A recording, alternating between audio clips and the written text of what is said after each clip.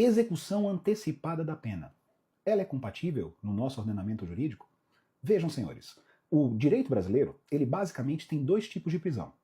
A prisão pena, que é consequência, de acordo com o artigo 5º, inciso 57 da Constituição, do trânsito em julgado de sentença penal condenatória e do status de culpado.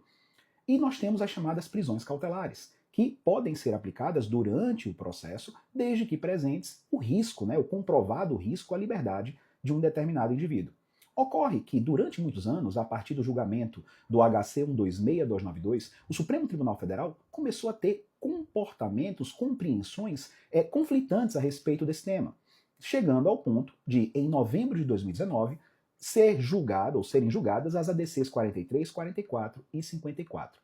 Nessas ações de controle constitucional, o Supremo Tribunal Federal reconheceu a constitucionalidade do artigo 283 do Código de Processo Penal. Que artigo é esse?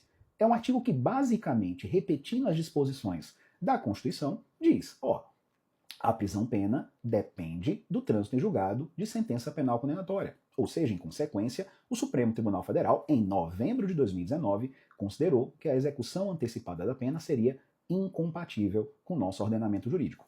Curioso e coincidentemente, o Brasil não é para amadores, o Congresso Nacional, um mês depois, véspera de Natal, fez editar a Lei 13.964 de 2019, que é o famoso pacote anticrime. Nesse pacote anticrime, uma de suas disposições foi a inserção dentro do artigo 492 de uma disciplina bastante peculiar. Se colocou lá a possibilidade, no caso, o dever do magistrado, uma vez que o indivíduo fosse condenado no tribunal do júri pelo conselho de sentença e essa condenação tivesse uma pena igual a 15 ou maior que 15 anos, deveria ser determinada a imediata execução da pena.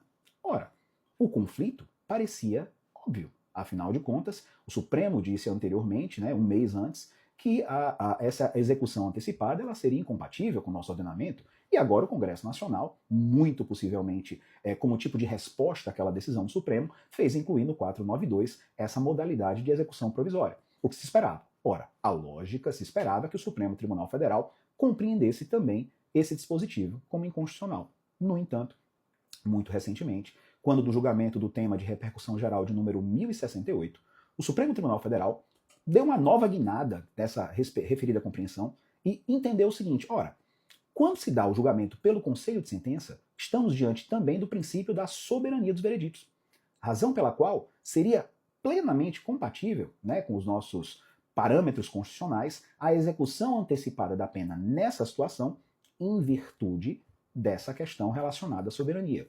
Mas não só isso. A decisão foi além. A decisão chegou ao ponto de dizer e de retirar, fazendo uma interpretação com restrição de texto, com redução de texto, retirar o limite mínimo, inclusive, de 15 anos. Ou seja, qualquer condenação em tema reconhecido por repercussão geral, qualquer condenação consequente do conselho de sentença no tribunal do júri, autorizaria, em tese, a execução imediata e provisória da pena. Nós não estamos falando de eventual prisão cautelar.